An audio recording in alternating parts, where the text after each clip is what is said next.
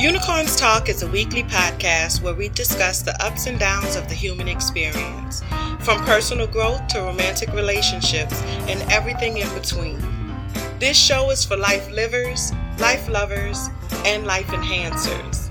My name is Latrice Sampson Richards, your life enhancement coach, and together we're going to laugh, love, and learn to maneuver all of life's little messes. Let's go.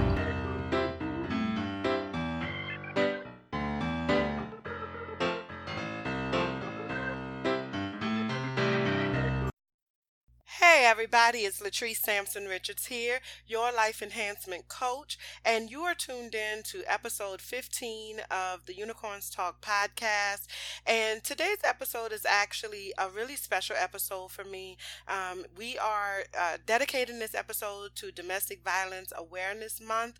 As you know, October is Domestic Violence Awareness Month, as well as Breast Cancer Awareness Month and things like that. And so I really wanted to focus though on domestic violence awareness because I think that it is a topic that doesn't get as much coverage as it should, and it's something that I think we all could learn from, and you can never have enough skill sets in terms of preventing domestic violence or trying to keep yourself from being in a situation like that. So today we are going to be trying to understand domestic violence and understand abuse as much as we can. We're going to break down the different types of abuse, how you can know when you are in an abusive relationship, prevention tactics, as well as fighting back and getting yourself out of that situation. And then the feature today at the very end of the show, we are going to be participating in the hashtag remembermyname. And so the National Coalition Against Domestic Violence actually came up with this hashtag remembermyname, where we recognize or we remember those who were lost to acts of domestic violence. And so my family personally has been rocked, I guess is the only word that comes to my mind, with domestic violence, loss of life due to domestic violence, once in my lifetime, once before my lifetime, both very, very close to my family, and so as early as last year. And so this topic definitely has a very special place with me, especially, like working with the couples that I work with, and, working with individuals trying to find relationships and things like that. I think it's important for us to do what we need to do in order to protect ourselves, and you can never have too much information. All right, so we're going to remember those people, we're going to remember those names, and just kind of take a moment of silence at the end of the show today to memorialize those loved ones. All right. I know I might sound a little different today. I'm sure I sound a little different today. If you had not noticed, I am kind of struggling with my sinuses today. And I've waited till the very last minute to record the podcast, hoping that I would be feeling much better. But unfortunately, that did not happen. I mean, I am feeling better, but I'm not sounding better. And crazy enough, I actually am sounding better, y'all. And so, but this topic was so important that I didn't want to bail on y'all this week. So I got my cup of tea here, and got me some cough drops and things like that. And so I'm going to push through this the best that I can and make this happen, because I think that this is a topic that requires the extra effort. Okay. All right. So excuse me if I'm sounding a little weird today. It's just Mother Nature trying to take over. All right. Okay, let's go ahead and get started.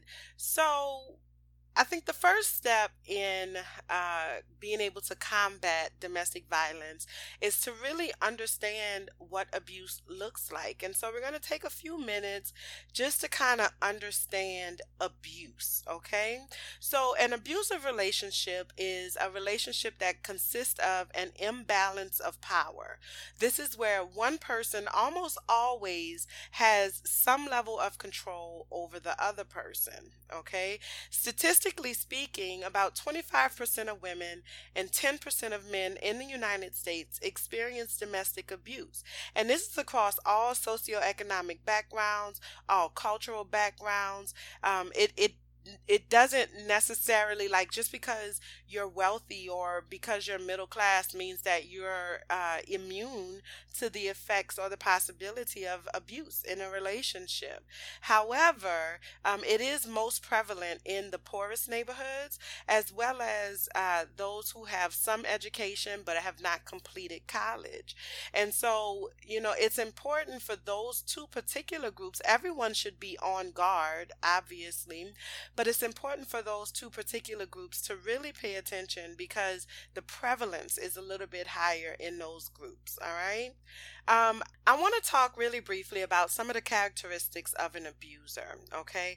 Because being able to identify at the very beginning of a relationship, or like when you first meet somebody, what those characteristics are, or if you start to see those traits in that person, you can get out a little bit earlier. Your red flags start going off and saying, okay, hold on, this combination of characteristics is, maybe problematic moving forward. Okay. So I want to stress that not any one particular characteristic that I'm going to list here is a sufficient, diagnosis for somebody who's going to be an abuser.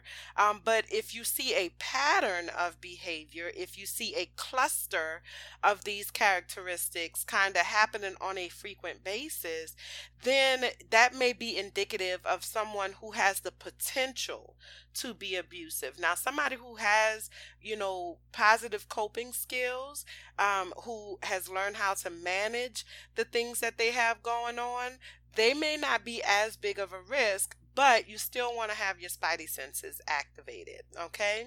So some of the characteristics of an abuser is someone who is codependent, not really able to, do things without you, really always relying on you for not just, like tangible help, but maybe even emotional validation, things like that. Someone who is emotionally intense, and that vacillates between emotional extremes really easily. One minute I am happy and I'm elated and all is right with the world, and then like literally the next minute, I'm just in the worst place I've ever been in. I'm so sad, I'm so angry, or depressed, or just these large scale kind of vacillations. Okay. Someone who has been the former victim of abuse definitely has a higher likelihood of becoming an abuser, but it's not a guarantee that they will. Okay, that can go either way. But if you know that this person has a history of abuse in their childhood or in their upbringing, whereas they were the victim of abuse, then you might want to just pay a little bit more attention, especially if these other characteristics are also present. Okay, someone who is excessively controlling, has poor coping skills, bottles up their emotions, doesn't really discuss what's going on with them, judgmental, inflexible, and especially someone who has a dysfunctional relationship with their close family and friends. If you are dating someone who treats his family horribly or treats her family horribly, has no real strong connections, constantly in a state of chaos with their close friends and family, just is aggressive toward their parents or siblings, that's somebody that you might want to think twice about being in a serious relationship with, because these are the people that they supposedly love. You're still getting to know this person. So if they would treat them like that, what makes you think that they won't do you the same thing? Okay.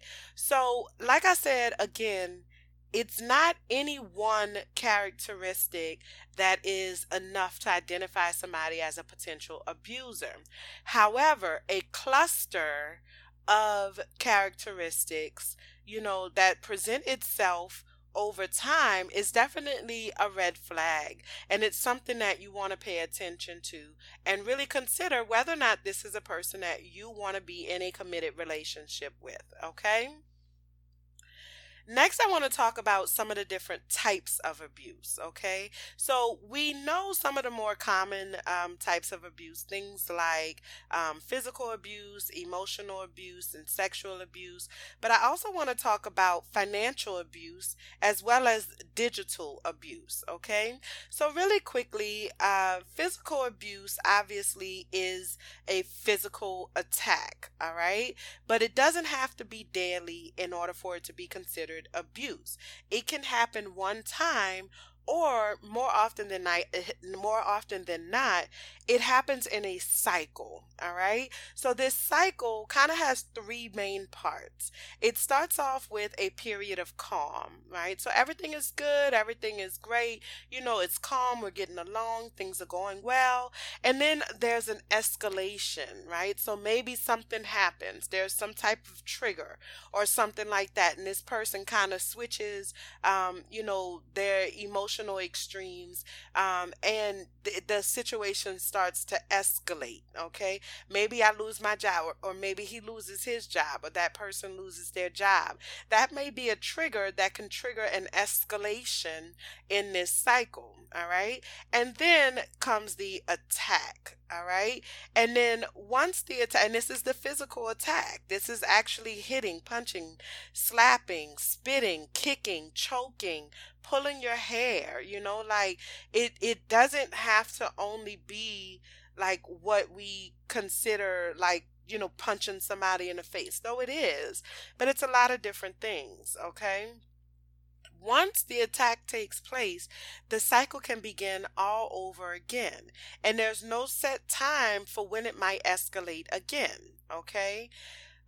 Other forms of physical abuse is denying you sleep or nourishment, breaking things, punching holes in the wall, barricading or blocking you from escaping or getting help, like physically keeping you from escaping or getting out of the situation, being physically abusive toward children.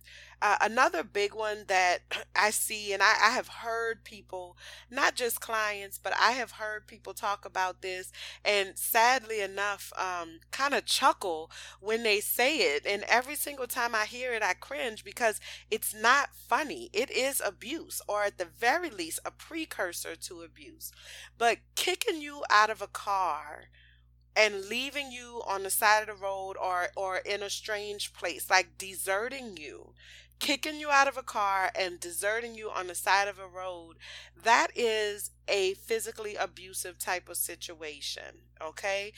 It's not okay for somebody to get so angry that they put you out of your car or out of their car on the side of the road to kind of fend for yourself, especially if it's a dangerous situation, if you're on a highway, if you're in a bad neighborhood or something like that. For somebody to physically abandon you and not be concerned with your physical well-being, that is a problem, okay? And like I said, I've heard far too many times, sadly, I have heard people kind of recount tales of being kicked out of the car and left on the side of the road, and they laugh about it. And I'm just like, that is not funny. That is something that needs to be taken very, very seriously, okay? Besides the fact that it is, abusive, just point blank abusive, but I think it really speaks to like what this person thinks of you as a human being. If I am in a relationship with someone who says that they love me, I believe that they have a responsibility to care for me and to care about my well-being. And leaving me on the side of the road is a very clear indication that that care does not exist, okay? So definitely pay attention to some of those warning signs and some of those different types of physical abuse, all right? Next is emotional abuse. So emotional abuse are non-physical behaviors that can lead to low self-esteem, emotional pain and scarring, loss of self-confidence, and kind of being in this constant state of fear, worry, or concern. All right. Emotional abuse can include name calling, constant criticism, intentionally embarrassing you, threatening to hurt you or others, including children and pets, or even threatening to hurt themselves, like threatening to commit suicide or threatening to slit their wrist or something like that. That is a play on your emotions, and it's not fair. It is abusive, okay? Using the children against you, blaming you for everything. It doesn't matter what happened, everything is always your fault, isolating you from friends and family, making you feel guilty for their negative behavior, and having multiple affairs and being just completely disregarding your feelings as it relates to the things that are happening in a relationship or your wants, needs, or desires within the relationship. Those are all different types of emotional abuse.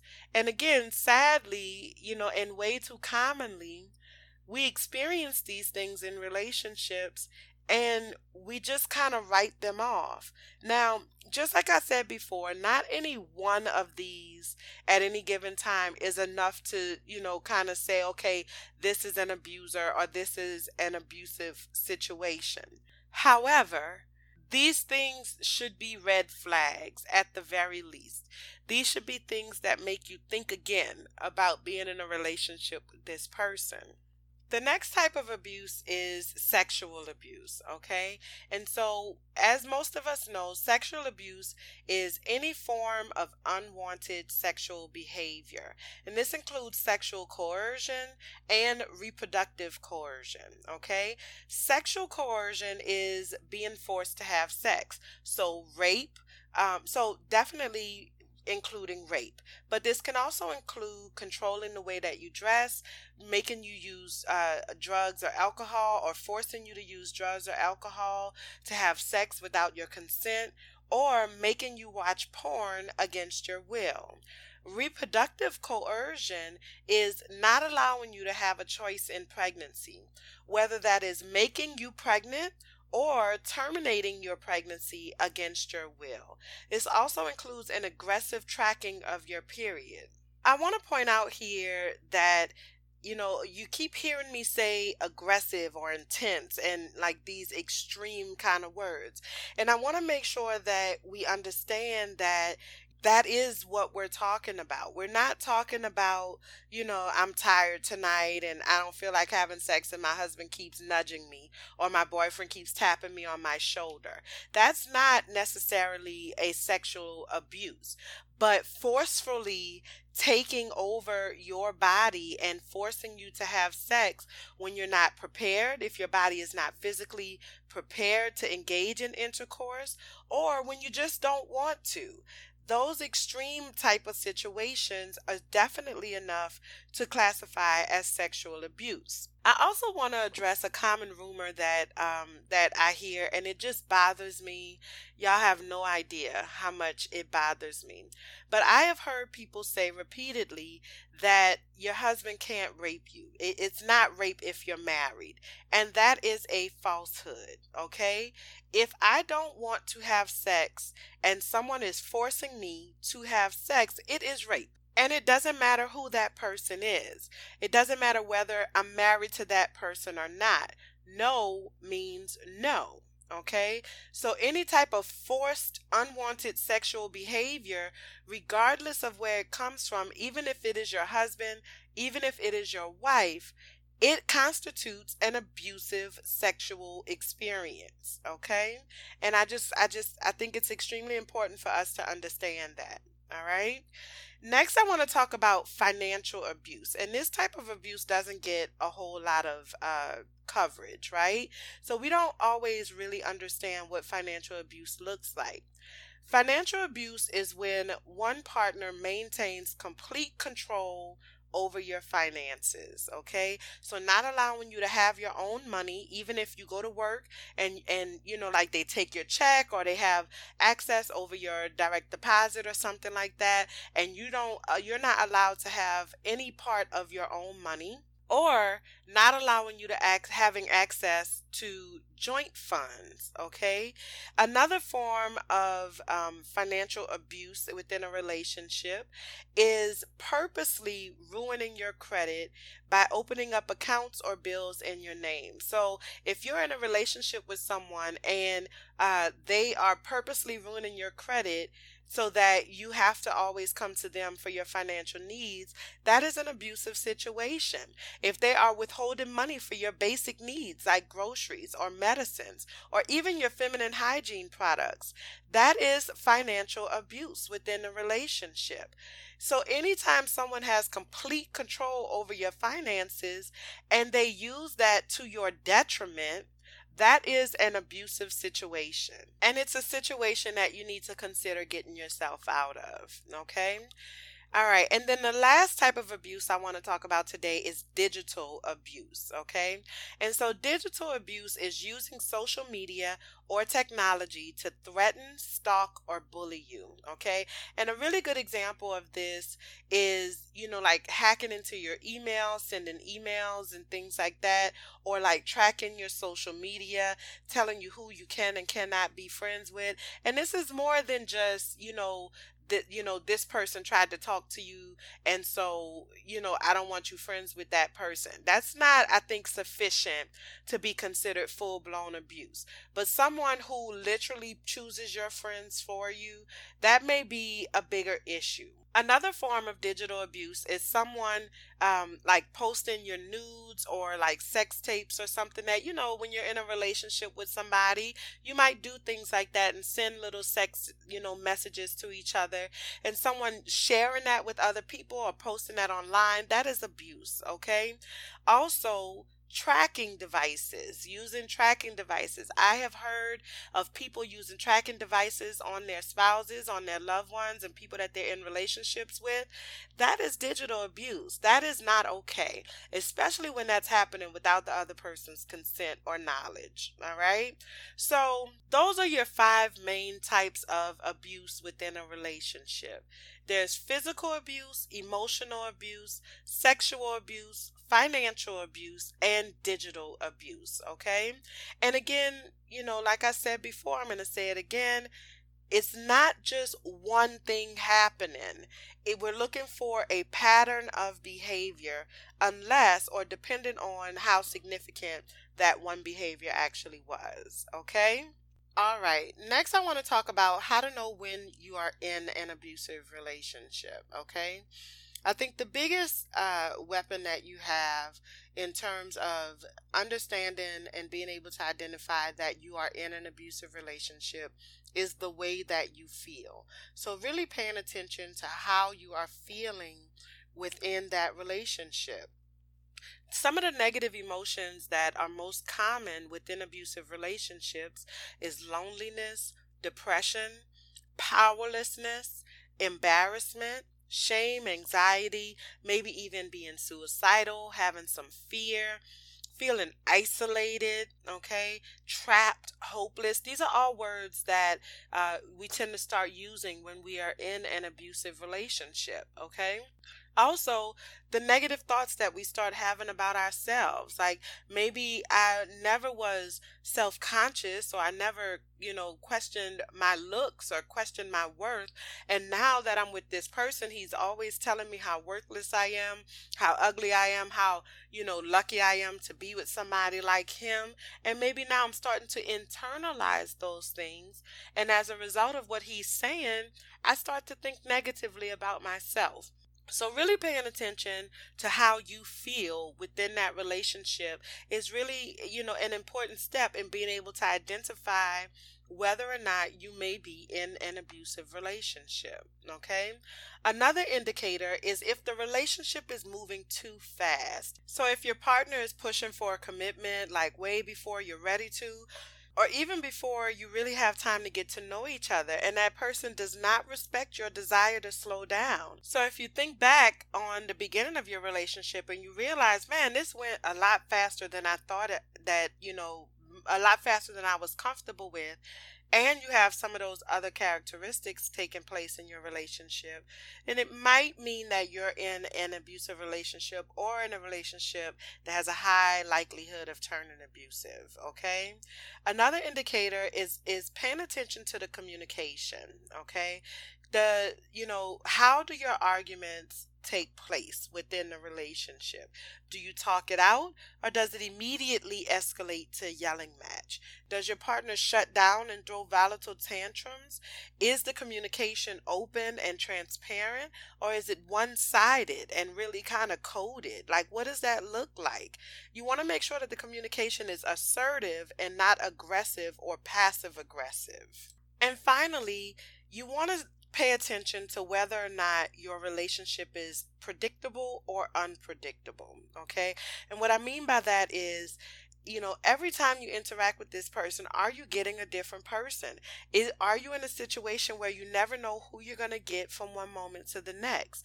One moment they might be really sweet and caring, and then mean and aggressive the next with little to no trigger. Okay. So this air of unpredictability is a really good indicator that you may be in an abusive relationship. If you always feel like you're walking on eggshells, that is a problem. All right. So these are just a few, like really, really brief overview of ways that you might be able to identify that you're in an abusive relationship. And again, you're looking for a culmination of experiences, not just one or two isolated experiences. So next, I want to talk about prevention. And so I think that there are a few things across the board that we can do to prevent ourselves from being in this type of situation, or to prevent it as much as possible. First of all, you definitely want to adopt a zero tolerance for violence, okay? Absolute zero tolerance for violence. It is not okay for your partner to hit you in an effort to harm you, bruise you, or scare you, okay? There needs to be a zero tolerance for violence across the board. And if the situation ever does take a violent turn, you need to take action, all right? And also pay attention. Don't let the little things go without discussion, okay? You want to talk assertively about what was done and what you did not approve of, and you want to set boundaries right then and there in that moment. Like I've said 100 times already, it's not any one thing on any of these lists that is indicative of an abusive relationship. But if something on this list happens, the first time that it happens, you need to have an open discussion about it in that moment and pay attention to how they respond. Once you set your boundaries, this is what you did that I did not like, and this is what I need you to do instead, or this is what I need you to never do again. Like, once you set those boundaries, pay attention to how they respond to your boundaries. Did they respect your boundaries? Did they accept responsibility for their behavior, for their action? Maybe they just didn't realize that they were doing that. Maybe they have some bad coping skills, and this is how they've learned to be. And maybe they need to learn a new way to exist in a relationship, okay? How did they receive your feedback? Or did they get really upset and blow up on you and make the situation even worse than what it was, okay?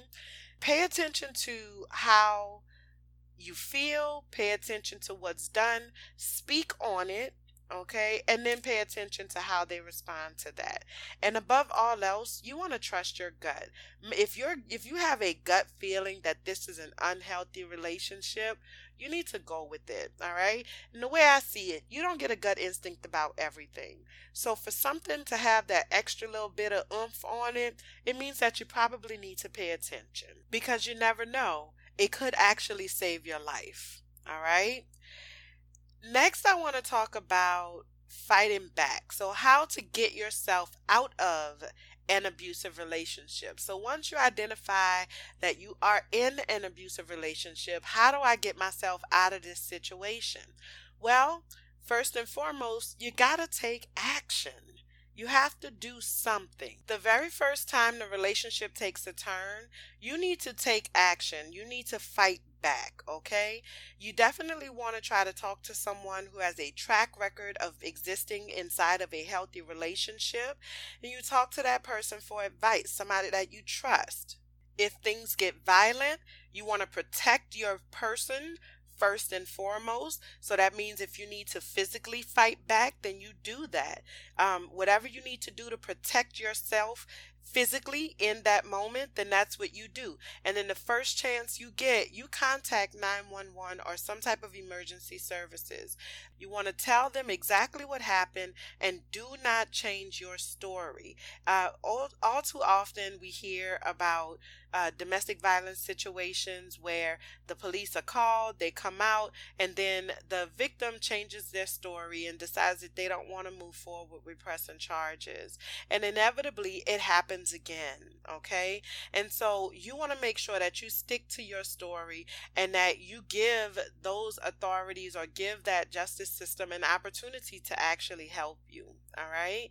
You want to get the names of the responding officers. You want to get their badge numbers. You also want to try to get a case report number or like a report number, so that you can have that information as well. Okay. Definitely try to create a safety plan. So, what do you do if you are at immediate risk? Okay. Do you have a bag that's packed and kept in the trunk? Do you have a safe house, someone's house that if you show up at this person's house, they already know what the situation is and they're prepared to try to help you?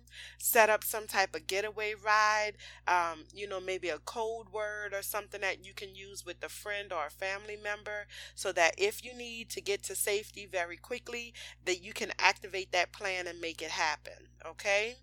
Above all else, I think you want to end the relationship. You want to end the relationship absolutely as soon as possible, but you also want to do so safely. Okay. You want to create a plan and you want to stick to it. It's really important for you to put your feelings to the side in that moment. When you create a plan to end the relationship and you actually move forward with ending that relationship, you have to put your feelings to the side so that you're not clouded by your urges to stay. Because you're there because you love that person or there's some type of emotional connection or pull to that person. And that is going to make it extremely difficult when the time comes to actually leave. And this is one of the very few times that I'm going to tell you to suppress those feelings, okay? Push those feelings far, far down and do what you need to do to get yourself out of that situation. And once you are to safety, then you want to seek counseling and process and deal with those feelings, okay? Bring a support system with you if you need to. Like when it's time for you to have that talk about, I don't want to be in this relationship anymore.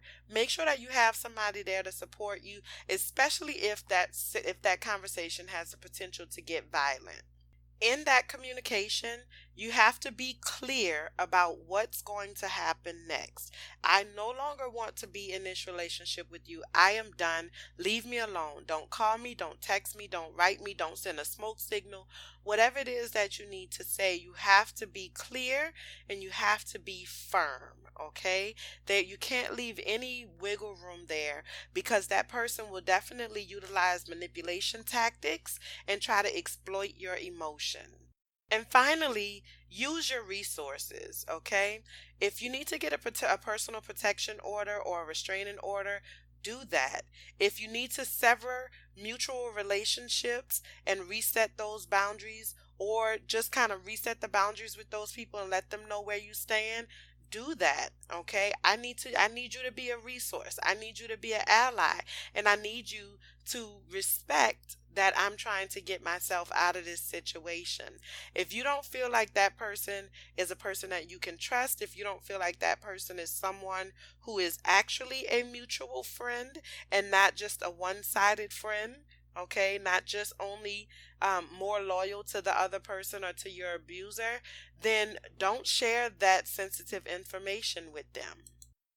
Contact any type of local organizations and providers or shelters. Make sure that you know what options are available to you in your area, okay? Make sure you have contact with police and emergency services.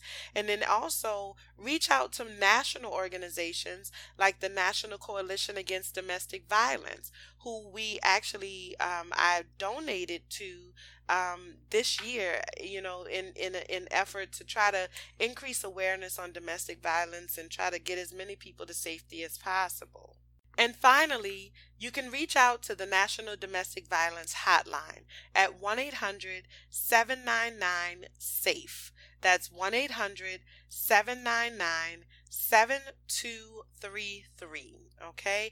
If you're not sure what resources are available in your area, if you need help making a plan, if you need help making a connection to different resources in your area, call that number. If you just need encouragement, call that number. There are people who will answer that phone who are qualified to help you get yourself to safety and get your children to safety if that's necessary as well.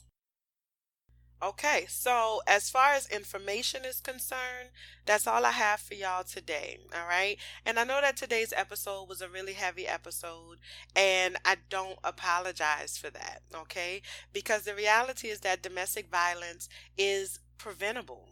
Okay. We just need to be diligent about it. And it's not something that you need to be ashamed of. If you find yourself in a domestic violence situation, it is never too late to do what you need to do in order to get help, because you never know, it could literally be a life or death situation. To lose a family member to domestic violence is a very difficult thing to process. I think to lose a family member at all is difficult, just in general. But there's something about that person being taken by someone who claims to love them. It just, I don't know. It's hard to wrap your head around. Last year in July of 2016, I was faced with having to wrap my head around that when my cousin was murdered by her child's father. It was devastating for me as a family member. Just, knowing that somebody that I loved experienced such a tragic, just horrific experience. And I just feel like I want to try to prevent as many people as possible from having to experience this. Okay. And so one last plea, I guess, that I have is, if you are in an abusive relationship and you cannot find it within yourself to leave that relationship, or you're making excuses for those experiences, or if your children are not a good enough reason to get yourself out of that experience, I just want you to think about the people that you'll be leaving behind. Okay. They love you, and they don't want to see anything bad happen to you. And so take the precautions that you need to take to prevent that level of sadness and pain from being inflicted upon the people that love you the most. Choose yourself over anybody else. Demand the respect that you deserve. Enforce those boundaries and take action to make sure that you're being loved on the way that you deserve to be loved on. Okay? Finally, as we close the show today, I just want to go over this list of names. We're going to do the hashtag remembermyname, and then a brief moment of silence following that. Now, I received 7 names for the memorial, Remember My Name Memorial. And this is something that I'm going to do every year. And so I'm hoping that every year this list grows longer and longer. But I'm going to speak these names as they were provided to me. And then we'll do a brief moment of silence, and then I'll go ahead and close out the show. Okay?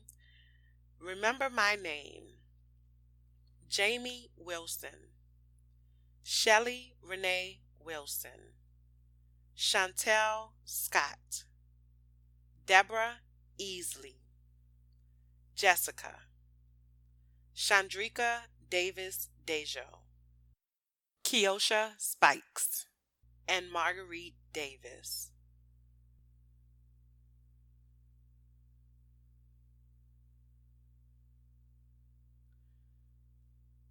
For all of those who've lost a loved one to domestic violence, I definitely send my condolences, and I am, just sending peace and healing your direction.